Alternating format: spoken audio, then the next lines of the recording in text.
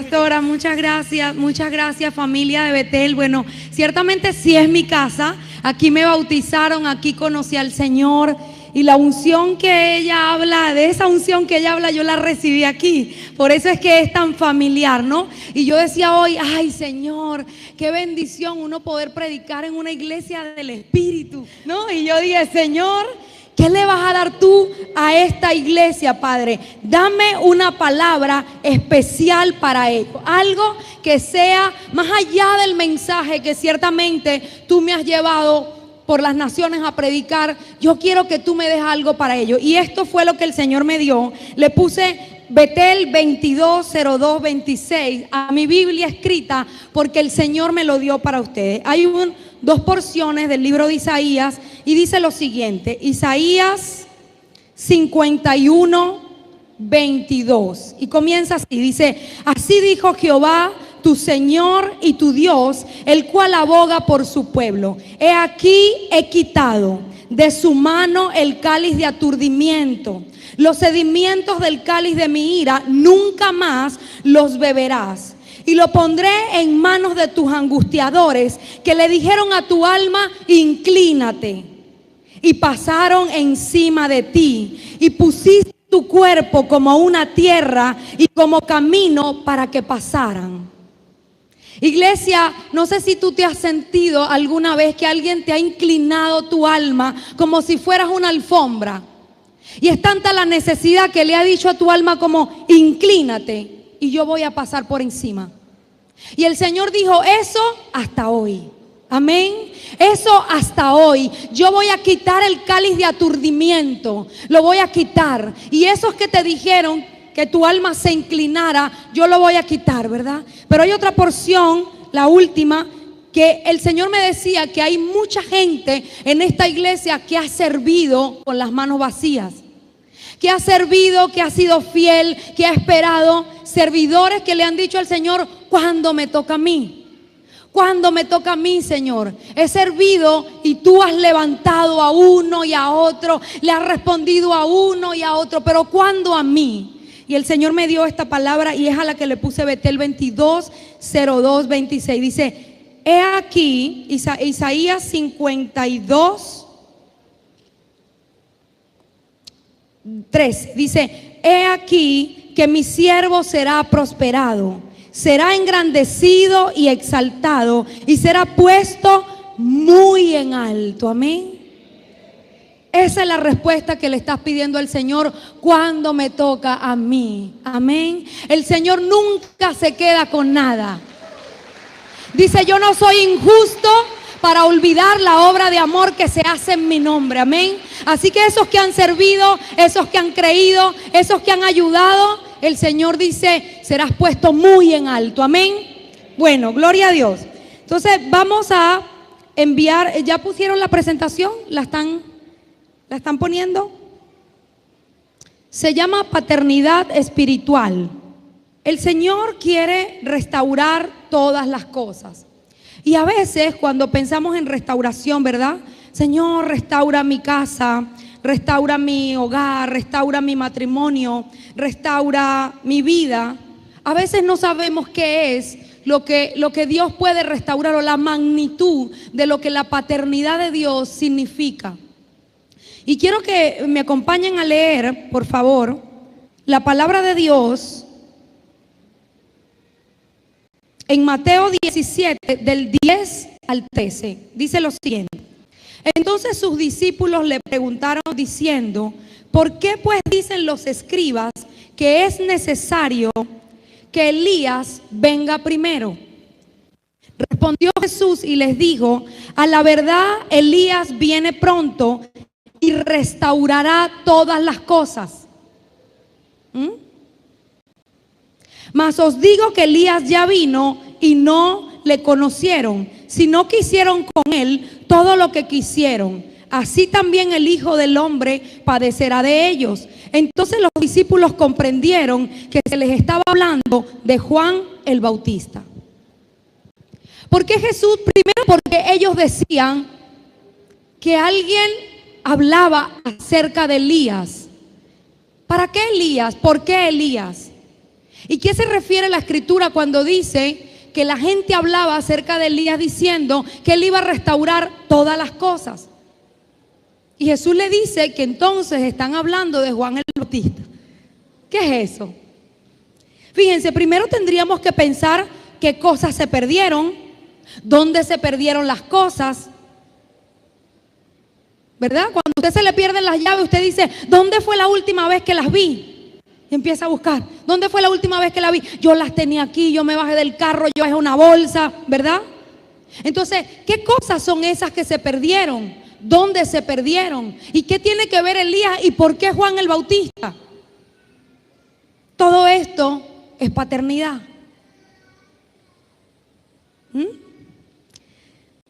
Lucas 3:23 dice, Jesús mismo al comenzar su ministerio era como de 30 años, hijo según se creía de José de Elí. Fíjense esa frase, hijo según se creía. Es que Jesús era como el primer niño adoptado que había sobre la tierra en términos espirituales. Porque dice, se creía era hijo de José, pero no era José su papá. Pero se creía que era de él. ¿Por qué se creía? Porque José era el esposo de su madre. Sin embargo, la escritura dice que un ángel le habló a María y engendró a Jesús en su vientre y le dijo, tu hijo va a ser llamado Hijo del Dios Altísimo. Amén. Entonces Jesús, la gente creía que era hijo de José, pero realmente, dice la palabra de Dios, era hijo del Dios Altísimo, como usted y como yo cuando somos engendrados. Amén. Dice aquí la genealogía de Jesús en Lucas 3:38. Termina la genealogía diciendo, hijo de Nos, hijo de Set, hijo de Adán, hijo de Dios. ¿De quién se está hablando ahí? De Adán. Esa es la genealogía de Jesús, pero termina en el primer hombre sobre la tierra, que se llamó Adán. Entonces Adán, dice ahí la palabra Adán, hijo de Dios. Quiere decir que Adán estaba en el huerto del Edén en calidad de hijo. Era un hijo con un papá. No era una criatura con un creador. En ese momento había paternidad, porque dice que Adán era hijo de Dios. Jesús dice, no los dejaré huérfanos. Y la palabra que el pastor acaba de leer dice, los que lo recibieren serán hijos. Pero Adán no recibió a Cristo. Adán era hijo de Dios. ¿Qué pasó con la paternidad en general de la humanidad? Cuando Adán desobedece, cuando Adán peca en el capítulo 3 de Génesis, el capítulo de la desobediencia del hombre, todos quedamos huérfanos.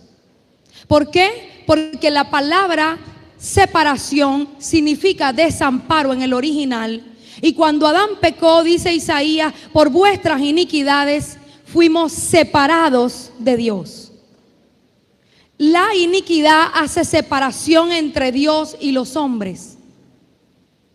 Entonces por un hombre entró el pecado al mundo y con ese pecado fuimos dislocados, arrancados de la paternidad de Dios todos.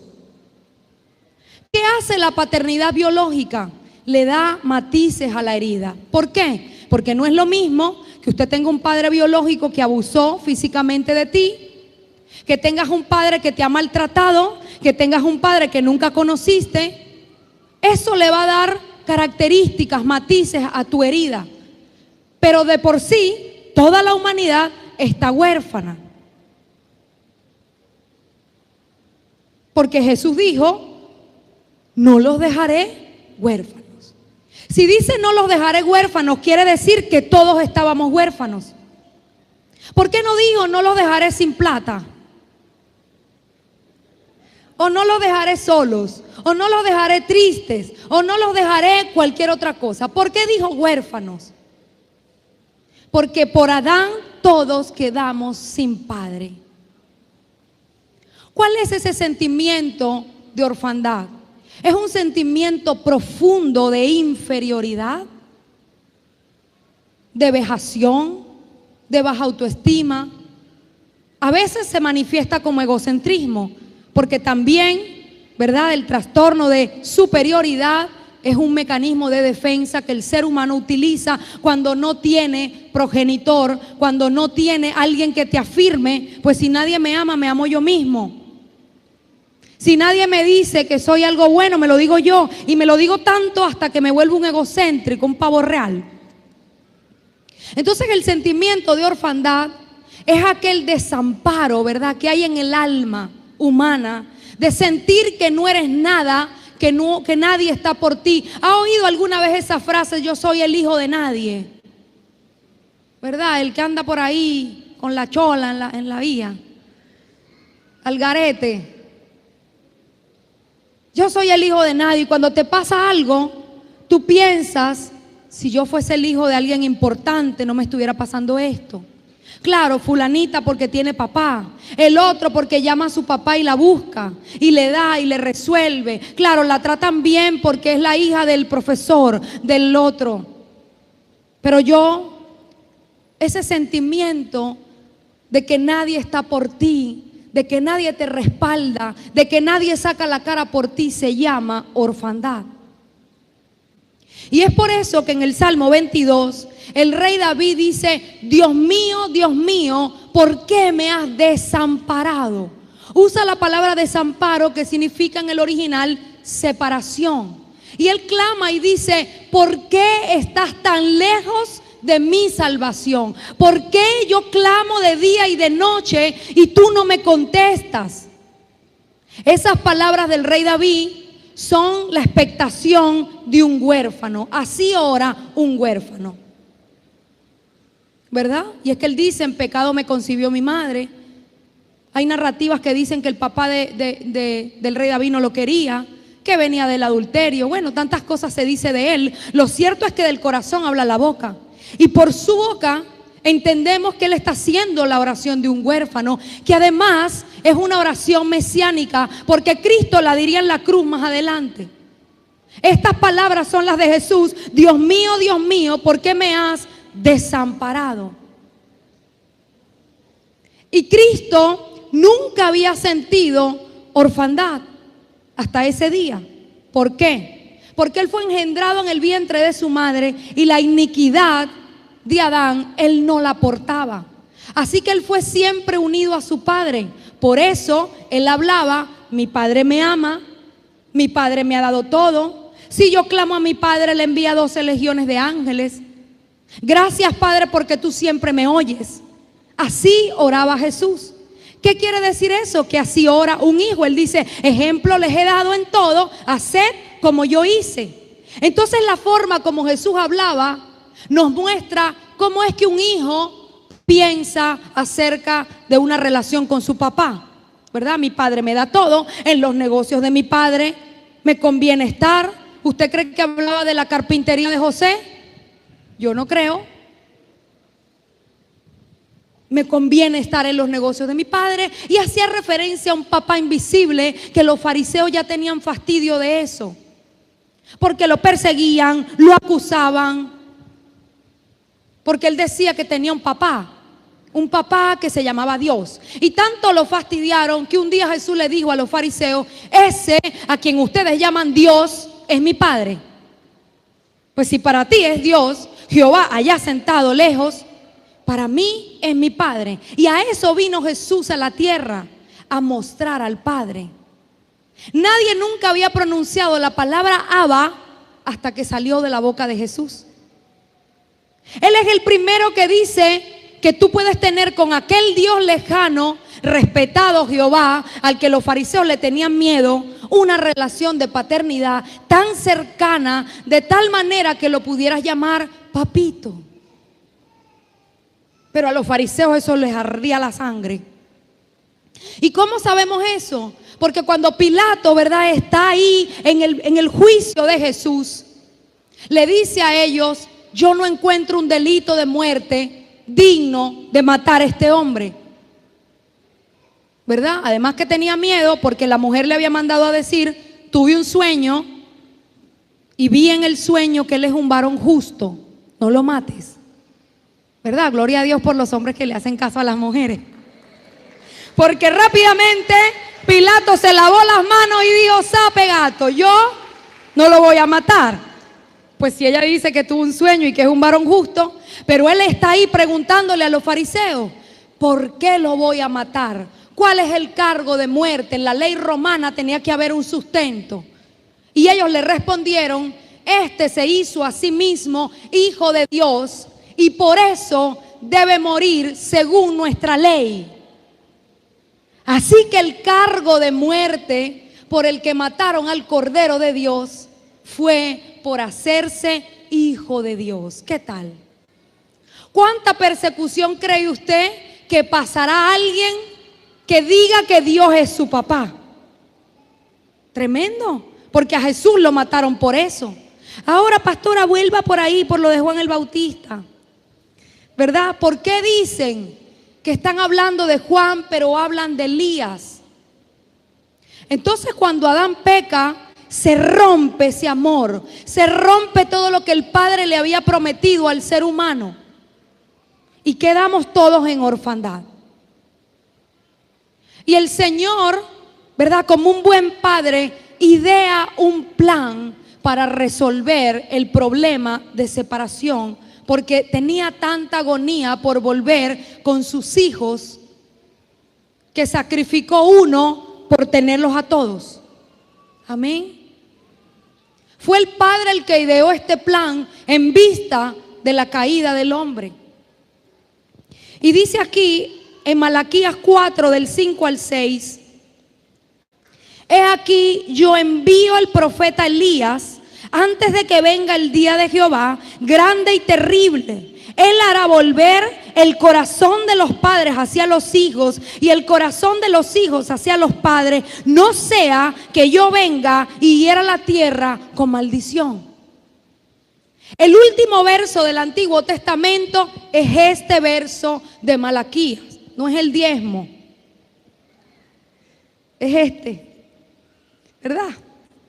Porque cada vez que nos dice Malaquías, ay, el pastor va a hablar de diezmo. No, es este verso. Y yo siempre digo, imagine que usted está en el lecho de muerte de una persona importante en su vida y te dice, tengo una sola cosa que decirte. Y usted dice, Dios mío, ¿qué será eso? Porque va a ser su última palabra. Debe ser algo muy importante. Pues el Señor, esta es su última palabra antes de hablar 430 años después. Así que esto debió ser muy importante para que el Señor lo dejara como cierre del del Antiguo Testamento. Básicamente lo cerró y dijo, he dicho. 430 años les vuelvo a hablar. Qué tremendo. Y dice aquí, yo voy a enviar el espíritu de Elías. ¿Para qué? Para hacer volver el corazón de los padres hacia los hijos. No sea que si esto no pasa, yo hiera la tierra con una maldición. ¿Cómo se llama esa maldición? Orfandad.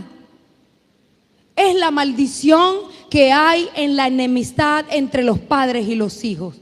La riña que hay, el pleito que hay entre los padres y los hijos. Dice el Señor, yo voy a enviar a Elías para que haga esto, pero hay una fórmula aquí. Dice que Él va a hacer volver el corazón del padre al hijo. Por eso Dios como papá no te pide nada que Él no haya hecho primero. El hijo pecó, pero Él como papá envió la solución. Envió a Jesús. Primero, ¿verdad? El corazón del padre vuelve al hijo.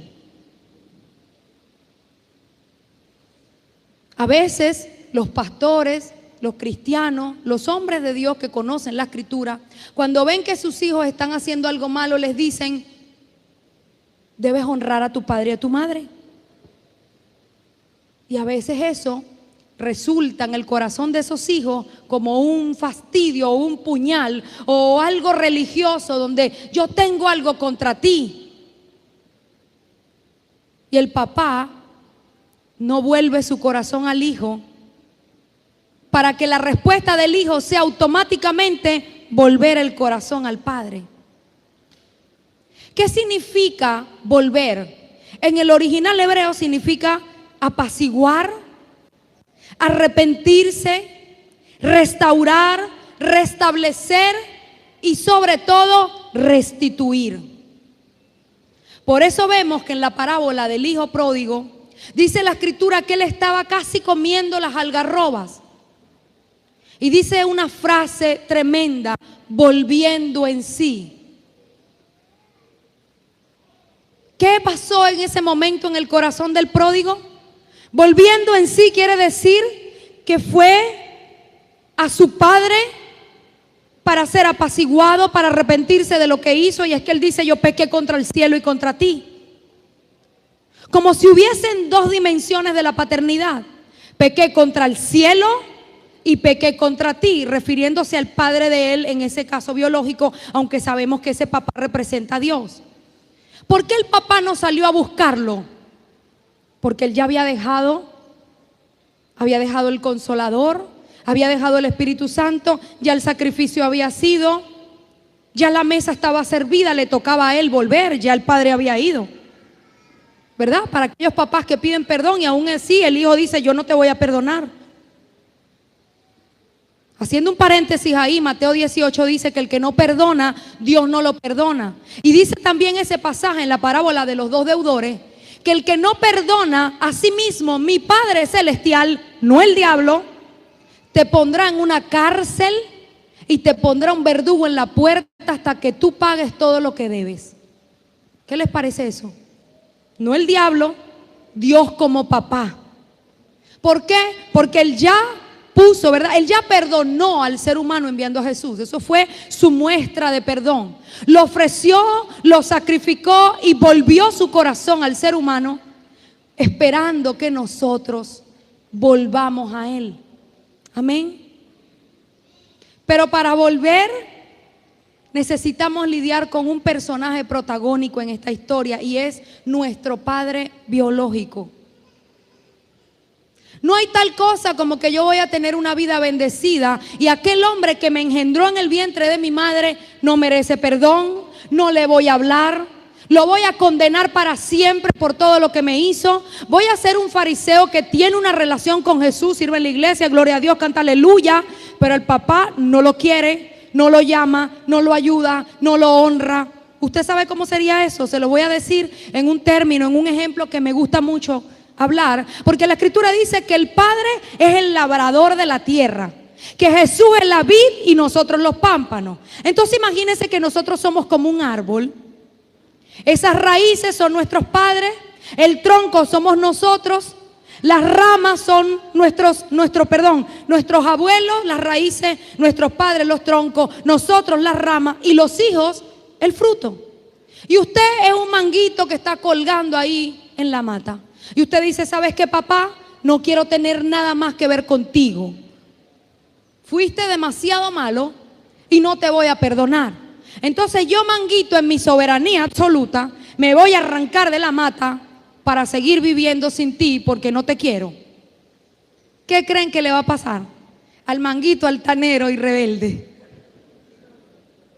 Lo primero es el golpe para el piso y después se va a pudrir. ¿Por qué? Porque separado de mí nada puedes hacer. Porque si la savia no sube por el labrador y por las raíces, el manguito no se puede sostener. Así somos de impetuosos a veces con la paternidad. No quiero nada contigo, ¿verdad? Hay otros hijos así peores. Dame la plata, ayúdame, pero quererte, nada que ver. No te voy a perdonar, tú no eres digno de perdón. Y entonces ahí estamos sobre esta maldición que dice Malaquías, la enemistad entre los padres y los hijos. Y oras y ofrendas y cantas y te arrodillas aquí, das vuelta y danzas, aleluya, pero no perdonas el papá. Mire, la tierra está en maldición a causa de esa tremenda enemistad. El último verso del Antiguo Testamento, muy importante y relevante.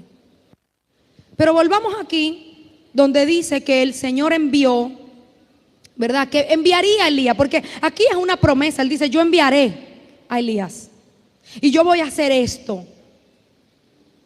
Recordamos qué cosas se perdieron. Entonces, ¿dónde se perdieron las cosas? Se perdieron en el huerto del Edén.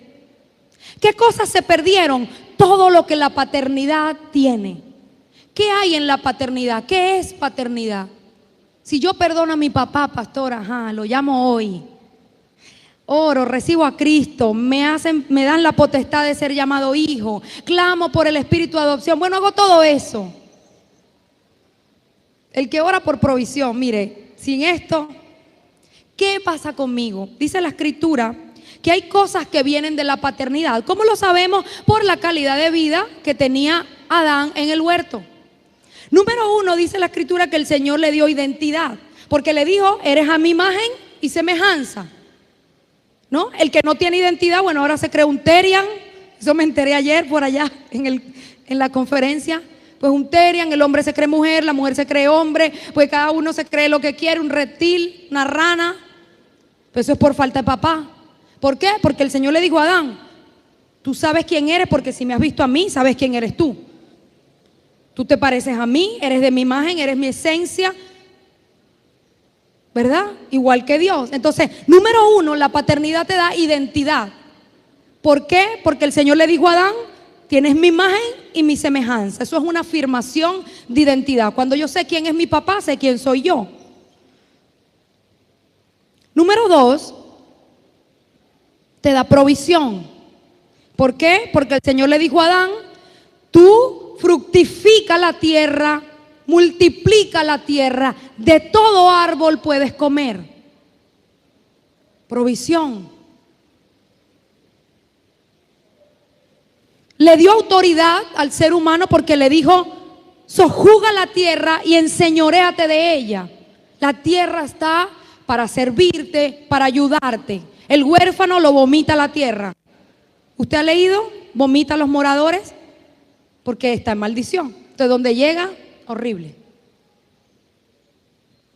Le dice entonces la autoridad, sojuzga, enseñoréate.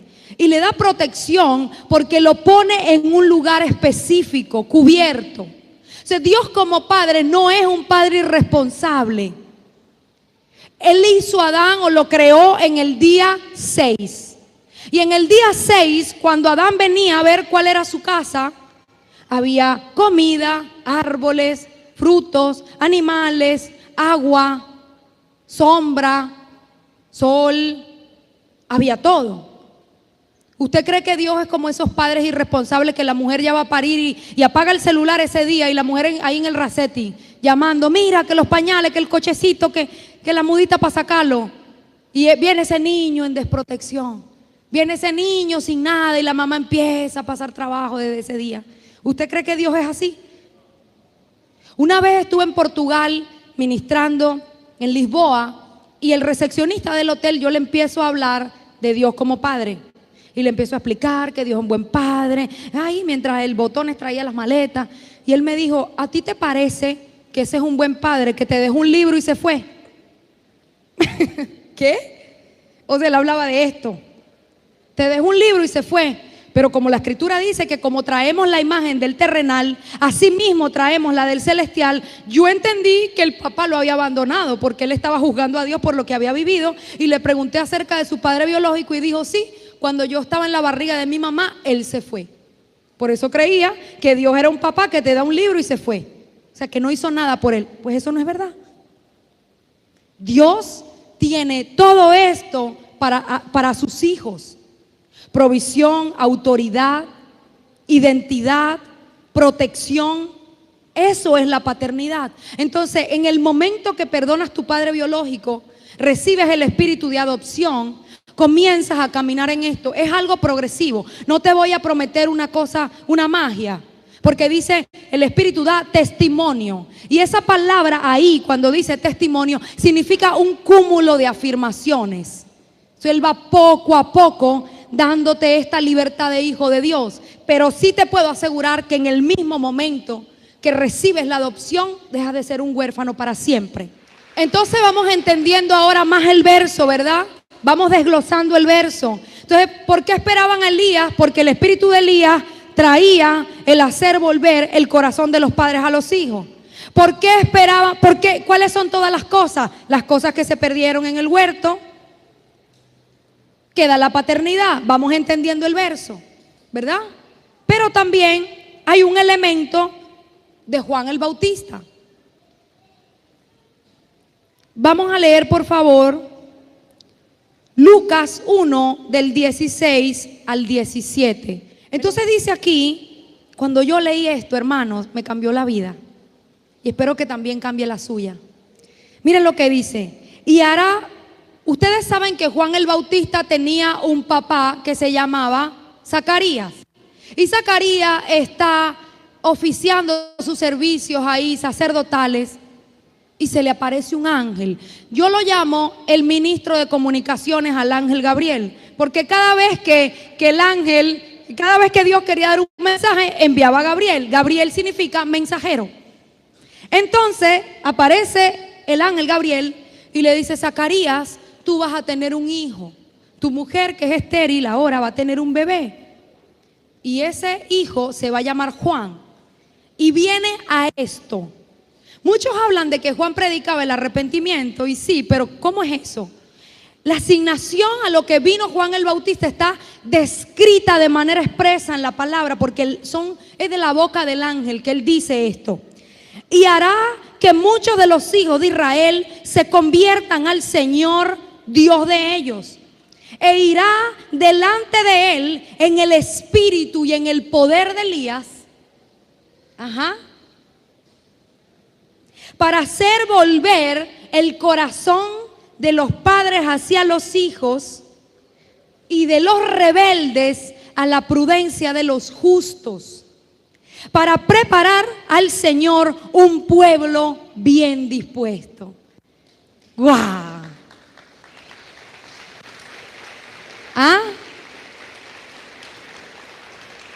Así que lo que el Señor prometió, yo estaría más feliz. Sé que no entendieron bien. Miren, hermanos, lo que el Señor prometió allá en Malaquía, cuando envía a Juan, lo envía lleno del poder de Elías, del espíritu de Elías, para que Juan hiciera volver el corazón de los padres hacia los hijos. Así que lo que Dios prometió en Malaquía lo estaba cumpliendo en Lucas cuando envió a Juan. Tremendo, ¿por qué? Porque el Señor había cumplido su palabra como un Dios que no miente.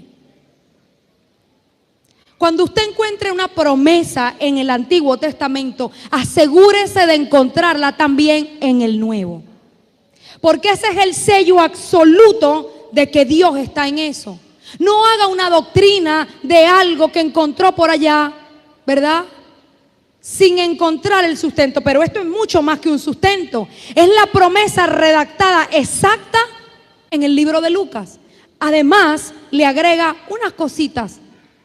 Dice, además de hacer volver el corazón de los padres a los hijos, voy a traer al rebelde a la prudencia de los justos. ¿Qué significa eso? La rebelión es la característica espinal, la médula espinal de los huérfanos.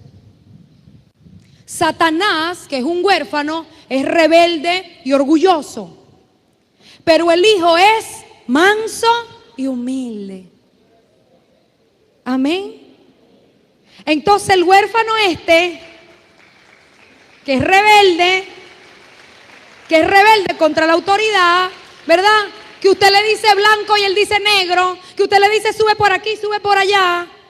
Aquí no hay amor, yo me voy de esta iglesia, porque no hay amor. Porque usted lo regañó para que sea traído a la prudencia de los justos. Porque el hijo es reverente. Miren, la escritura dice que Cristo, aunque era hijo, ay no, porque yo soy hijo, voy a hacer lo que quiero, ¿verdad? Dice, aunque era hijo, con temor reverente clamó a aquel que lo podía librar de la muerte. Cristo es el ejemplo en todas las cosas. Y nosotros, a veces, somos así como rebelde y orgulloso. Con la rebelión y el orgullo nunca vas a conseguir nada en el reino de los cielos. Porque el rebelde habita en tierra seca. Pero la humildad tiene 3 remuneraciones. Riqueza, honra y vida son las remuneraciones de la humildad. Entonces, ¿qué dice el Señor aquí? Además de hacer volver el corazón de los hijos y los padres, quitar este pleito, sanar esta enemistad, erradicar este conflicto, voy a traer al rebelde a la prudencia de los justos. Pero hay algo más, dice, voy a preparar el corazón para que esté bien dispuesto. ¿Para qué? Les hablaba que la paternidad tiene 2 grandes escalas. La paternidad biológica, el padre que te engendró en la carne y la sangre, no el abuelo, no el tío, no el que hizo de papá, no el pastor, el que te engendró en el vientre de tu madre, que es este de que se está hablando, que se quita la enemistad entre ellos, y el Padre Celestial. Entonces Jesucristo primero iba a Juan. ¿A qué? A quitar el problema. Porque si tú le dices a alguien, papá, y esta persona, Dios es tu papá, y esa persona tiene un problema con el padre biológico, no puede recibir paternidad de Dios. No puede. Cuando se le dice papá, pues hay un dolor. Ayer hacíamos un taller y preguntábamos, escriba en una hoja la característica que se le venga a su cabeza cuando oye la palabra papá. ¿Cuáles eran los ejemplos? ¿No? Otros niños les contaba que en la Feria del Libro de Bogotá hicimos como una muestra, ¿verdad? Preguntándoles, los grabábamos y les preguntábamos así de la nada, caminando ellos por ahí por la feria, ¿qué sientes cuando oyes la palabra papá? ¿Qué sientes cuando una niña dijo risas? Risas, cuando oye la palabra papá, yo dije, ese papá es oriental por ahí, ¿verdad? Ella dijo risas, otro dijo odio. Y con una sola característica, nosotros sabemos lo que tú sientes acerca de ese padre y también acerca de Dios. Porque la Escritura dice en el libro de Corintios, como traemos la imagen del terrenal, traemos la imagen del celestial. Como ves a tu papá biológico, inconscientemente se genera una imagen de Dios. Es lindo contigo, es perdonador, es apacible, es bondadoso, es generoso. Así veo a Dios. Es maltratador, es represivo, es religioso. Así veo a Dios. Entonces, el rebelde, ¿verdad?, tiene un concepto de Dios tremendo. Porque las doctrinas de error, que son doctrinas de rebelión, como el ateísmo, el socialismo, el comunismo, son doctrinas de error, doctrinas de rebelión. Por eso el huérfano, cuando oye ese discurso, se siente atraído a eso. El pobre que tiene, la élite, nosotros los pobres. Ajá, el oído, ¿verdad? La herida te conecta con ese discurso. Porque tú te sientes un huérfano, el menospreciado, el pobre, el triste, el que no tiene, el que no se puede levantar, el que no tiene papá, el que si fuera hijo del otro. Todo eso son doctrinas de rebelión, doctrinas de error, que están en el corazón del huérfano. Entonces dice aquí, el corazón bien dispuesto. ¿Qué es eso? Que cuando tú perdonas a tu papá, quitas la enemistad, trabajaste la paternidad biológica, tu corazón queda listo y dispuesto para recibir la paternidad de Dios. Juan dice, yo clamo por el que ha de venir, ¿verdad? Entonces Juan preparaba esto para que viniera Jesús a hablar de su Padre y el corazón estuviese listo para recibir paternidad. Por eso lidiamos primero con el papá biológico, porque si no yo les diría que Dios es un buen padre, les hablaría solo de mi testimonio, de mi papá cuando recibí el espíritu de adopción y no les echaría todo este cuento. Pero sé que eso sería algo cruel, porque no se les va a cumplir a menos que perdonen a aquel que los engendró. Amén. Entonces Juan venía a eso, pero el verso a restituir. El verso dice, hicieron con él todo lo que quisieron. ¿Recuerdan el primer verso con el que abrimos? Dice, entonces ellos estaban esperando a Elías y entendieron que les hablaba de Juan, pero hicieron con él todo lo que quisieron. ¿Qué hicieron con Juan? ¿Y quién lo hizo? ¿Usted conoce una que se llama Jezabel por ahí? ¿Ha oído hablar de ella? No. No creo. En esta iglesia deben tener Jezabel por allá encadenada. Jezabel agarró a Juan el Bautista. ¿Y por qué Jezabel? Ay, pastora, no. Fue Herodías, la que era la mujer del hermano del otro, que estaba ahí viviendo en adulterio, y le mandó a cortar la cabeza con la hijita Salomé. ¿Usted no se sabe la Biblia? Ajá, pero dice que ella estaba en adulterio con el rey. Y que Juan el Bautista le dijo: arrepiéntete porque esa no es tu mujer. Recuerdan que Apocalipsis dice: te he dado tiempo que te arrepientas. Porque miren, si Jezabel tiene un problema, es un problema de paternidad, ¿sí o no, pastor? Jezabel tiene un problema con los hombres.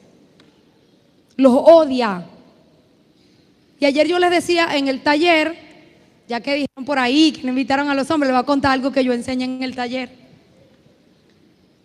Si la mujer pudiera, con ese odio tan tremendo que le tiene al hombre, suplantar, ¿verdad?, la materia prima, cómo se hace un bebé, para arrancarlos a ellos de la faz de la tierra, ya lo hubiesen hecho. Porque ella puede trabajar, cargar cajas, dirigir, ser piloto, ir para la luna, poner una bandera. Ella puede hacer todo lo que ella quiera, ¿verdad? La mujer. Pero si ella pudiera engendrarse a sí misma un bebé, porque tiene el deseo de ser mamá, pero necesita a los hombres. María era muy buena y muy linda, una sierva muy hermosa, pero tuvo que el padre poner a Jesús en su vientre. La mujer no puede sola.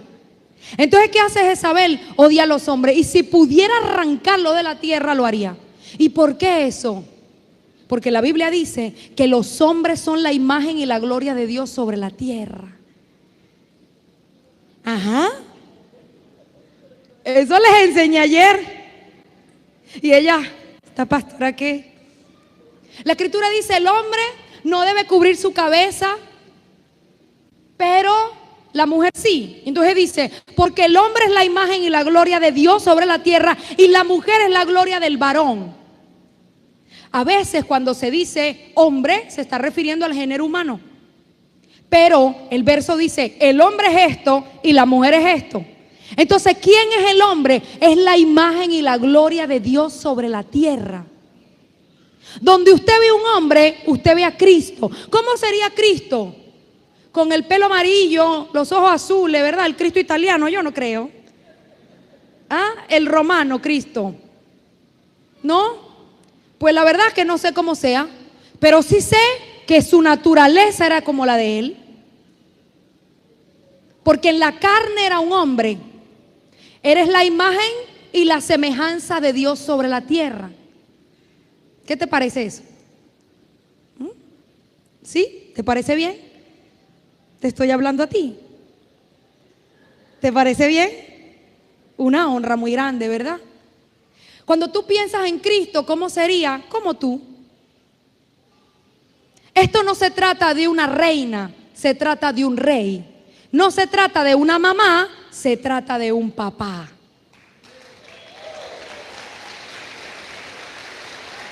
¡Ay, Señor! Ajá. Eso para las superpoderosas.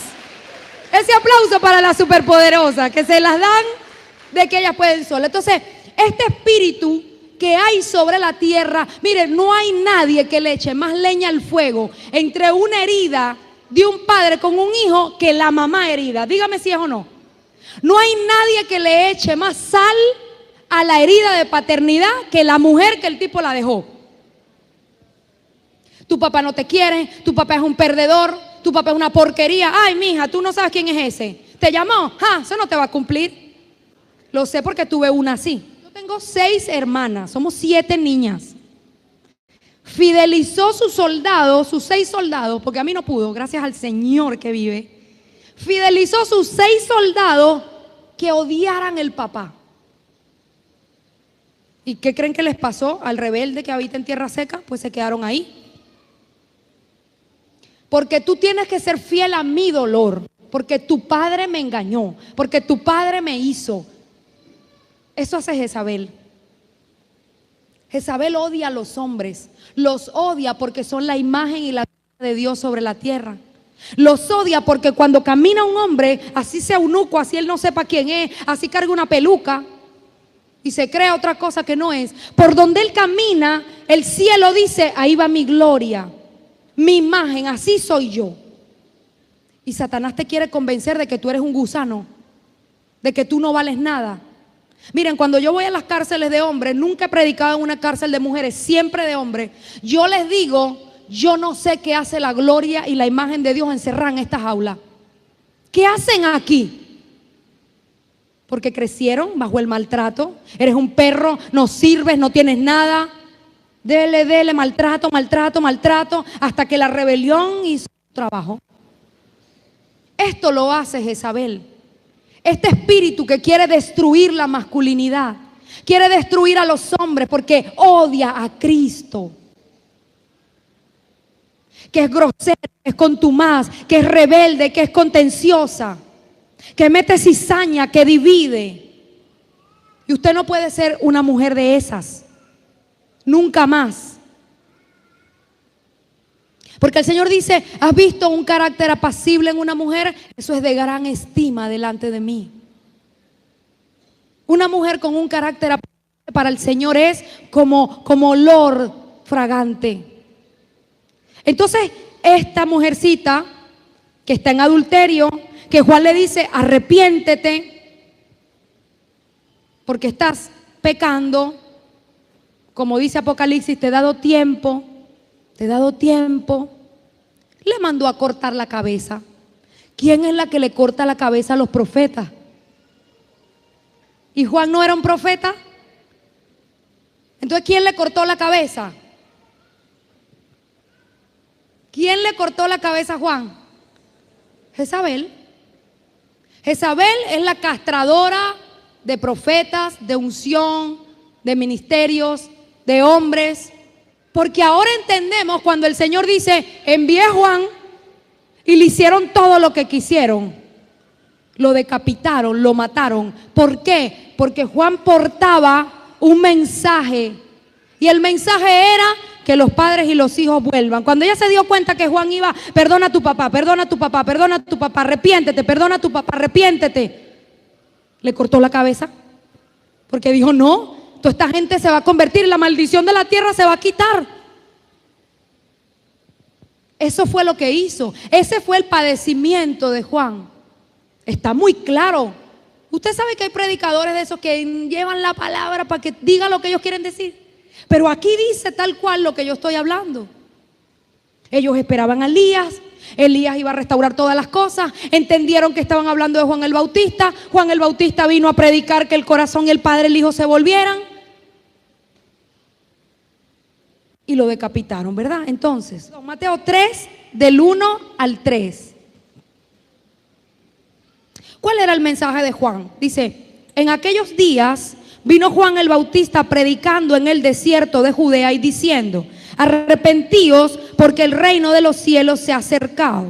Pues este es aquel de quien habló el profeta Isaías cuando dijo, voz del que clama en el desierto, preparad el corazón del Señor, enderezad las sendas.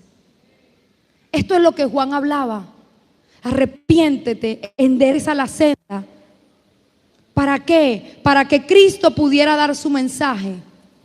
Porque primero era Él y después venía Jesús.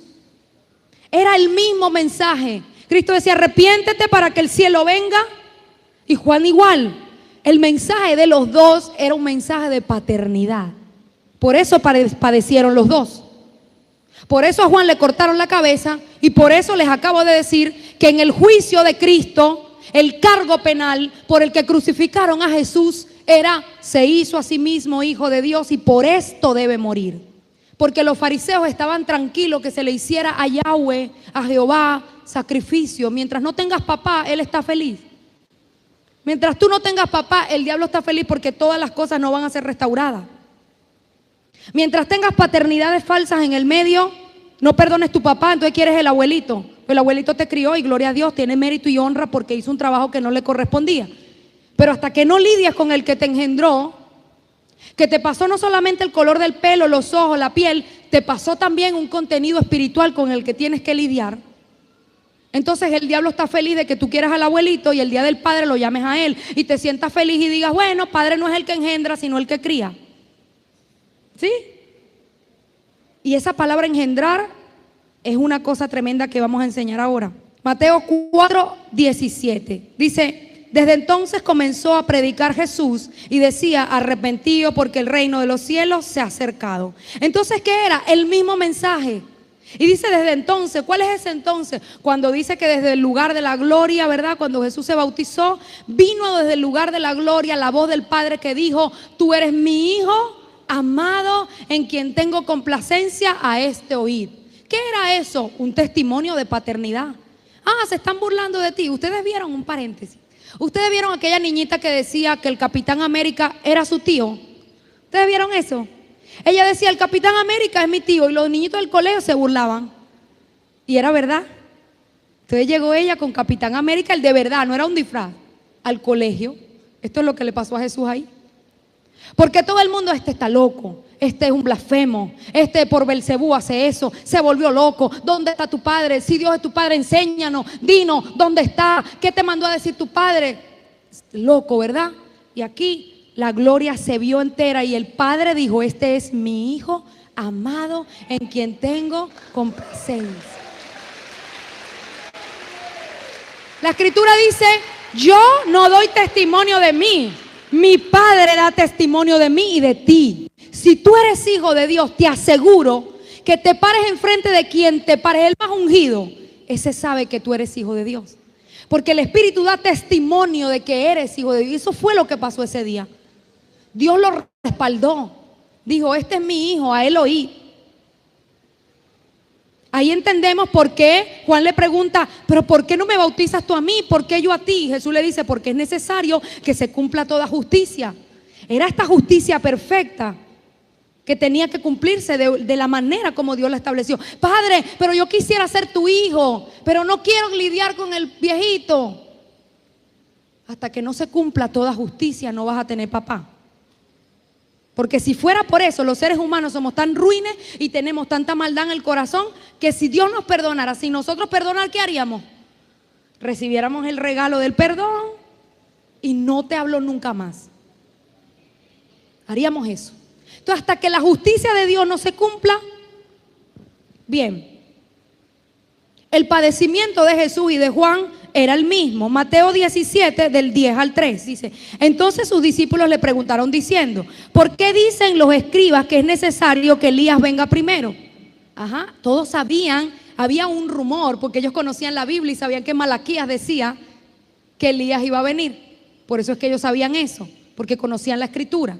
Habían oído, entonces ahora entendemos más. Respondiendo Jesús le dijo, a la verdad, Elías viene primero y restaurará todas las cosas, mas os digo que Elías ya vino y no le conocieron, sino que hicieron con él todo lo que quisieron. Así también el Hijo del Hombre padecerá de ellos. Entonces los discípulos comprendieron que estaban hablando de Juan el Bautista. Fíjense, cuando la Escritura dice que tú vas a ser engendrado por medio del espíritu de adopción, Romanos 8:15, dice, yo no te he dado espíritu de temor para estar otra vez en esclavitud, sino que te he dado, ¿verdad?, el espíritu de adopción por el cual clamamos Abba Padre. Les decía que la palabra ser engendrado era muy importante. ¿Por qué? Porque solo hay dos formas de ser engendrado, que son las dos dimensiones que tiene la paternidad. Ese verso dice ahí, en el libro de Juan, dice, somos engendrados no de voluntad de carne y de sangre. ¿Cuál es la voluntad de la carne y de la sangre? La voluntad humana. Dice, no de carne ni de sangre, ni por voluntad de varón. Es decir, que ningún ser humano puede intervenir en esto, sino por voluntad de Dios. Entonces, iglesia, la paternidad de Dios no es algo que yo pueda recibir por la imposición de las manos.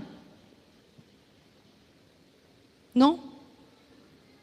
Es algo espiritual que directamente el espíritu de adopción te engendra como hijo de Dios. Y cuando Él te engendra, Él trae la restitución a tu vida de todas las cosas que el diablo te robó. Amén. ¿Cómo sabemos eso? Juan 19:7. Bueno, aquí está el verso que les había prometido. Dice: los judíos le respondieron: nosotros tenemos una ley, según nuestra ley debe morir porque se hizo a sí mismo hijo de Dios. ¿Ven? Nosotros tenemos una ley y debe morir. Deber es algo obligatorio. Tiene que morir porque se hizo a sí mismo hijo de Dios. Ese era el cargo, esa fue la gran cosa que hizo Jesús, digna de muerte a los ojos de los fariseos, para crucificarlo. Entonces a Juan lo crucificaron, le cortaron la cabeza por esto, y también a Jesús lo mataron por paternidad. Dice: todas las cosas me fueron entregadas por mi Padre, Jesús hablando, y nadie conoce quién es el Hijo sino el Padre, y aquel a quien el Padre, ni el Hijo sino el Padre, y aquel a quien el Hijo lo quiera revelar. No hay paternidad por imposición de manos. El corazón bien dispuesto para el que ha de venir. Listo, Señor, perdoné a mi papá, eres testigo, lo honré, lo llamé, le pasé sus ofensas por alto. Ahora, Jesús, tu palabra dice que tú revelas a tu Padre a quien tú quieras revelárselo. Sea hoy yo digno, Señor, de que tú me reveles tu Padre celestial. Amén. Tenga hoy, Señor, yo el corazón dispuesto para ser uno. Porque dice: al que quiere. Usted se imagina, hacemos una fiesta aquí de cumpleaños. Bueno, yo invito al pastor, a la dueña de Entendidos Bus, porque no la puedo dar por fuera, a la pastora Mariela, ¿verdad? Eso es así se lee. Al que quiera, a este sí, a este no, porque haya dado gracia delante del Señor. Y no es porque Dios haga acepción de personas, es porque Él te dejó ahí una forma. Él te dijo: si el corazón de los padres y los hijos está listo, si tu corazón está bien dispuesto, Cristo te va a revelar al Padre. Por eso les decía que sería una crueldad yo enseñarles esto solamente de que Dios es Padre, sin explicarles cómo Dios lo hizo en mi vida. Porque me tocó lidiar con el papá, que para muchos lo saben, otros no. Me dejó en una plaza cuando yo tenía 9 años. En la plaza del Paseo Colón, para ser más específica, allá donde está la cruz, con la señora Jessica, que tenía 7 años. Nos dejó ahí. Era un abogado famoso, escribió 47 libros para el derecho venezolano, un abogado, un niño rico que creció en cuna de oro, estudió en el colegio con Gilberto Correa, porque a los niños ricos en los años 50 se les metía en unos internados privilegiados, y por eso escribió todos esos libros, porque estudió con los eruditas. Y hizo toda su carrera, ¿verdad? Mi mamá, una colombiana, barranquillera, con 3er grado de primaria, pobre, que estuvo en la prostitución, puesta en eso por su propia mamá, cuando era una niña. Y él era del tipo de hombre: no te ayudo, no te saco papeles venezolanos. Ella tenía solo su nacionalidad colombiana y no podía estar en Venezuela, siendo él un abogado brillante. No te ayudo, te tengo ahí. Le parió ese poco el muchacho, y un día le dijo: vamos a una ciudad que se llama Barcelona, porque nosotras crecimos en Caracas, porque tengo allá un caso millonario, un caso de Salvaía, algunos sabrán, hace muchos años, un homicidio tremendo que hubo con ellos. Mi papá viene, ¿verdad?, con todas nosotras. Mi mamá: bueno, para donde él diga, vamos. Llegamos aquí y él dijo: yo voy a alquilar un apartamento, voy a ir a buscar las llaves, voy a traer el contrato. Espérenme aquí sentada en esta plaza. Yo tenía el uniforme del colegio, porque salimos a las 7 de la mañana, la retajila niña vestida con el uniforme. Nos sentó ahí en la plaza del Paseo Colón y dijo: ya vengo. 7, 8, 9, 10, 11, 12, 1, 2, 3, 4, 5, 6, 12 de la noche. Jessica decía: tengo hambre. ¿Por qué estamos aquí? Tengo hambre. Y mi mamá, yo me acuerdo que ella se frotaba las manos, ¿verdad? Sentada en el banquito, miraba para el piso. ¿Qué hago? No tiene hermanos, primos, tíos, es extranjera, no conoce a nadie. No tiene dinero. Es pobre. No estudió, no sabe resolver, no tiene nada, no conoce a Dios. Porque el Señor dice que Él hace sabio al sencillo. Así que por lo menos si hubiese conocido al Señor no faltaría estudiar. Tampoco es que no, Los que están en el liceo no es que se van a salir por eso. Pero el hecho es que ella se queda ahí sola, con ese poco de niño, y quedamos completamente desamparados. Él se llevó ese día su respaldo, su dinero, sus amigos, su identidad, su paternidad, todo. Así que quien les está hablando no es alguien que no conozca bien el tema de la paternidad. Y por eso les digo que les enseño como el Señor me enseñó a mí, para que usted reciba el doble de lo que en un momento yo he recibido hasta hoy. Amén.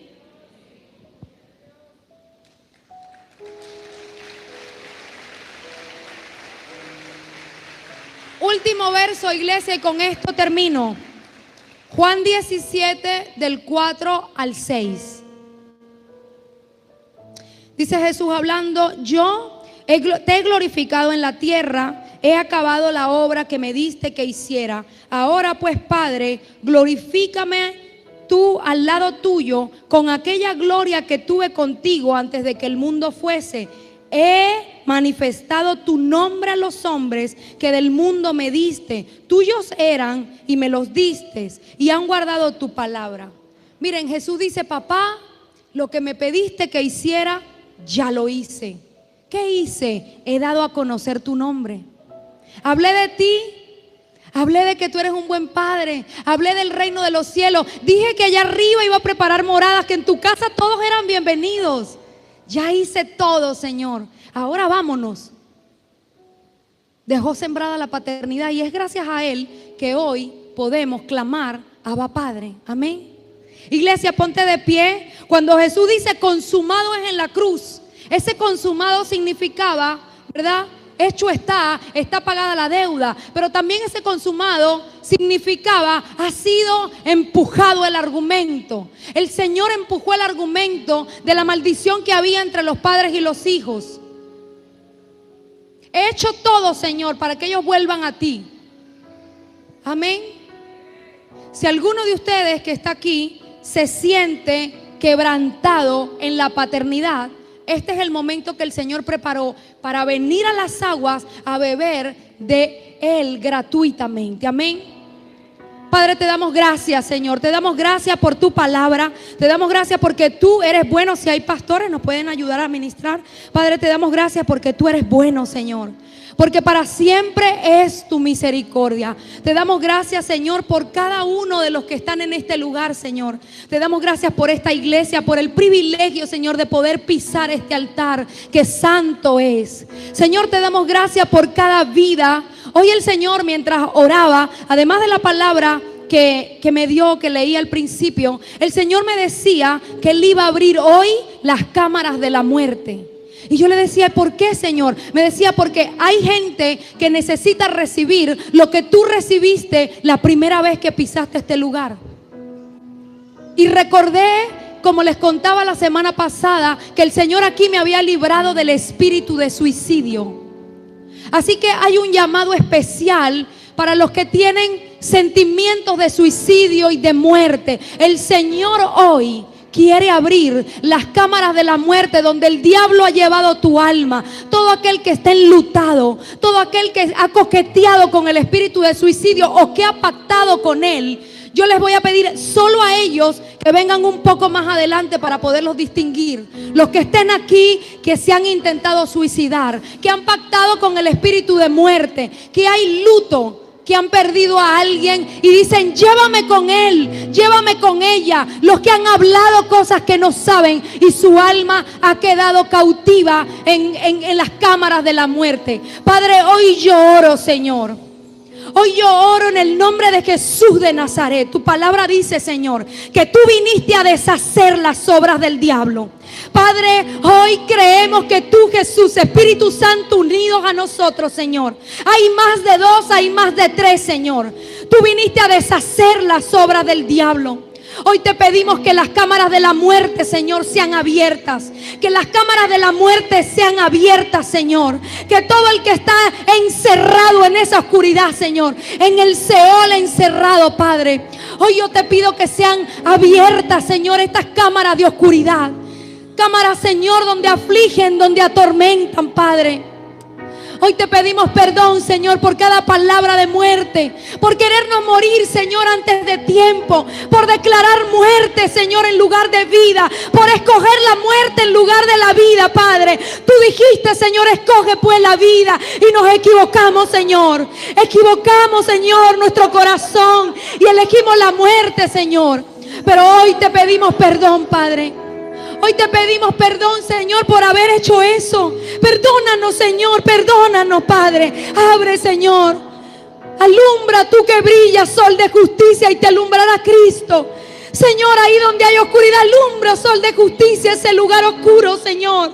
Alúmbralo de tal manera, Señor, que las tinieblas sean disipadas en el nombre de Jesús. En el nombre de Jesús, abre el lugar, Señor. Abre el Abadón, abre el Seol, abre el lugar de la muerte, Señor. Abre, Padre Celestial, aquel lugar de muerte, Señor. Tú quieres y puedes, Señor. Tú quieres y puedes sanarlos. Tú quieres y puedes liberarlos, Señor, porque donde está tu espíritu hay libertad. Renuncio para siempre a la muerte, Señor. Elijo la vida hoy. Elijo la vida, Señor. Elijo la vida. De manera voluntaria hoy te elijo a ti, Cristo. Tú eres la vida misma. En el nombre de Jesús dejo ir el luto, el dolor. Rompo la ligadura de alma con la muerte. No estoy más de acuerdo con la muerte. Hoy rompo el acuerdo que hice con ella. No caminas conmigo, muerte. No caminas conmigo. Cristo es mi Señor. La vida es mi Señor. La vida abundante, Señor, que tú declaraste en tu palabra, sea sobre ellos, Señor. Sea sobre cada uno de los que están aquí hoy, Padre. Sea sobre cada uno, Señor. Hay una unción tan hermosa de sanidad interior y de liberación. Y diga así conmigo: en el nombre de Jesús, yo renuncio a todo espíritu rebelde, a todo espíritu, ahí, dígalo con toda la conciencia, con toda la intención. Renuncio al espíritu de orfandad. Dígalo: en el nombre de Jesús, renuncio a ti y en la autoridad que Cristo me da. Dígale, háblele: espíritu de orfandad, he conocido a Cristo y Él me hace hijo de Dios. Por tanto, orfandad no tiene lugar.